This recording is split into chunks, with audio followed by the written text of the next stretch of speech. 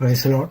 വെളിപ്പാട് പുസ്തകം 21-ാം അധ്യായത്തിലെ പുതിയ യെരുശലേമിനെ കുറിച്ചുള്ള വിവരണം മുൻപുണ്ടാക്കിയിരിക്കുന്ന വീഡിയോയിൽ വിവരിച്ചിട്ടുണ്ടെങ്കിലും കൂടുതൽ വിശദീകരണം അതിലുണ്ടായിരുന്നില്ല. ആ കാര്യങ്ങൾ ആണ് ഇപ്പോൾ ഈ വീഡിയോയിൽ എക്സ്പ്ലെയിൻ ചെയ്യാൻ പോകുന്നത്. വെളിപ്പാട് 21-ാം അധ്യായം 10 മുതൽ 21 വരെയുള്ള വാക്യങ്ങളിലാണ് അത് പറഞ്ഞിരിക്കുന്നത്. പുതിയ യെരുശലേമിന്റെ ഒരു ചിത്രം നമുക്ക് കാണാം. ഇതാണ് പുതിയ യെരുശലേം, ഇതിന്റെ ടോപ്പ് വ്യൂ എന്ന് പറയുന്നത്. സ്ക്വയർ ഷേപ്പുള്ള ഒരു കെട്ടിടമാണ് ഈ പുതിയ യെരുശലേം എന്ന് പറയുന്നത്. അതിന് ചുറ്റും ഒരു മതിലുണ്ട്. പിന്നെ അതിന്റെ ഡീറ്റെയിൽസ് ഞാൻ വായിക്കാം. ഇവിടെ കാണുന്ന പുതിയ യെരുശലേമിന്റെയും മതിലിന്റെയും ചിത്രം യഥാർത്ഥ അനുപാതത്തിൽ വരച്ചിട്ടുള്ളതല്ല. മേൽഭാഗം അടക്കം 5 പാർശ്വങ്ങളുള്ള സമചതുരമായ ഈ നഗരം ശുദ്ധമായ സ്വർണത്താൽ നിർമ്മിതമാണ്. എല്ലാ പാർശ്വങ്ങൾക്കും 1500 നാഴിക വീതം നീളമുണ്ട്. മതിലിന്റെ ഉയരം 72 മീറ്ററാണ്. അതിനാൽ യഥാർത്ഥ അനുപാതത്തിൽ ചിത്രം വരച്ചാൽ മതിൽ കാണുവാൻ സാധിക്കുകയില്ല. അതുകൊണ്ട് യഥാർത്ഥ അനുപാതത്തിലല്ല ചിത്രം വരച്ചിരിക്കുന്നത്.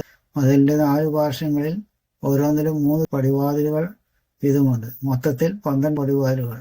ഓരോ പടിവാതിലുകളിലും ദൂതന്മാരുമുണ്ട്. 12 അപ്പോസ്തലന്മാരുടെ പേരുകൾ മതിലിന്റെ അടിസ്ഥാനങ്ങളിലും ഇസ്രായേൽ ഗോത്രത്തലവന്മാരുടെ പേരുകൾ പടിവാതിലുകളിലുമുണ്ട്. മലയാളത്തിലേക്ക് ബൈബിൾ തർജ്ജമ ചെയ്തപ്പോൾ ഈ ഗേറ്റുകൾക്ക് ഗോപുരങ്ങൾ എന്നാണ് തർജ്ജമ കൊടുത്തിരിക്കുന്നത്.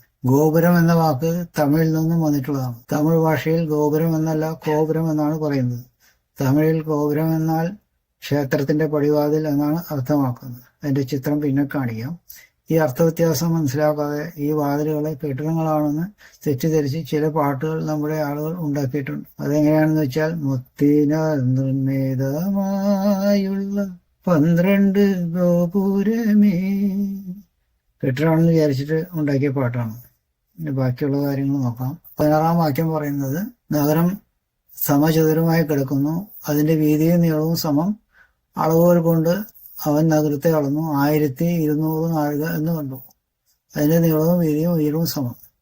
1200 നാഴിക എന്നല്ല ഇംഗ്ലീഷിൽ പറഞ്ഞിരിക്കുന്നത്. അത് വായിക്കാം. And the city lieth 4 square and the length is as large as the breadth and he measured with the reed 12,000 furlongs. The length and the breadth and the height of it are equal. 12,000 furlongs എന്നാ പറഞ്ഞിരിക്കുന്നത്. അത് നോക്കാം. 12,000 furlongs എന്ന് പറഞ്ഞാൽ 1500 മൈലാണ്. ഒരു mile എന്ന് പറയുന്നത് 8 furlong ആണ്. അപ്പോൾ 8 കൊണ്ട് 12,000 ഡിവൈഡ് ചെയ്ത് കഴിഞ്ഞാൽ 1500 കിട്ടും. അതായത് 1500 മൈലാണ് അതിന്റെ അർത്ഥം.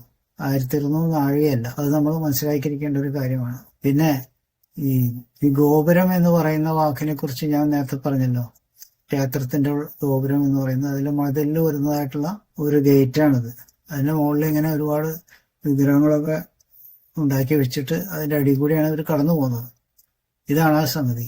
തർജ്ജമ ചെയ്തപ്പോൾ അത് ചെയ്ത ഹിന്ദുക്കള് ഇത് ക്ഷേത്രത്തിന്റെ ഗേറ്റ് മാതിരിയുള്ള ഗേറ്റാണെന്ന് വിചാരിച്ചിട്ടാണ് അത് തർജ്ജമ ചെയ്തിരിക്കുന്നത്. അതുകൊണ്ടാണ് ഈ ഒരു വ്യത്യാസം അതിൽ വന്നത്. യഥാർത്ഥത്തിൽ അത് ഗോപുരമല്ല, ഗേറ്റാണ്.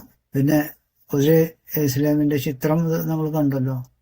അതിലിപ്പോ ഇത് ടോപ്പ് വ്യൂ ആണ്. 12 ഗോത്രത്തലവന്മാരാണല്ലോ ഉള്ളത്. അവരുടെ ഓരോരുത്തരുടെയും പേര് ആ ഗേറ്റിൽ എഴുതി വെച്ചിരിക്കുകയാണ്. താഴത്തെ വ്യൂ നോക്കാം, അപ്പോൾ മനസ്സിലാവും.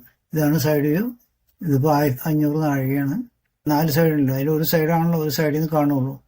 യൂദ, രൂബേൻ, ഗാദ് തുടങ്ങി മറ്റ് 9 ഇസ്രായേൽ ഗോത്രത്തലവന്മാരുടെയും പേരുകൾ ബാക്കിയുള്ള ഗേറ്റുകളിൽ എഴുതി വെച്ചിട്ടുണ്ട്. മുത്തിന്റെ ഗേറ്റ് ആണെന്നാണ് പറയുന്നത്.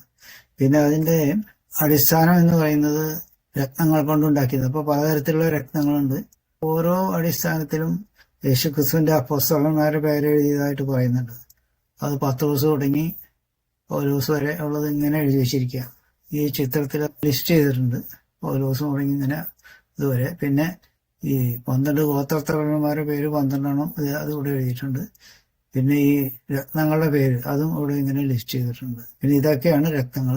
അതിന്റെ കോപ്പി ആയിട്ടാണ് ഇവിടെ ഈ ഓരോ അടിസ്ഥാനങ്ങളും ഇങ്ങനെ വരച്ചിരിക്കുന്നത്. അപ്പൊ ഇതിലെ സ്റ്റെപ്പിൽ കൂടി കയറി ഓരോ ഗേറ്റിലേക്കും പോയിട്ട് അകത്തേക്ക് കയറി പോവാം. അപ്പൊ അവിടെ ദൂതന്മാരും ഉള്ളതായിട്ട് പറയുന്നുണ്ട്. അപ്പോൾ ഓരോ ഗേറ്റിലും ദൂതന്മാരും ഉണ്ട്. അപ്പൊ ഇതാണ് ഇതിന്റെ ഒരു എക്സ്പ്ലനേഷൻ എന്ന് പറയുന്നത്.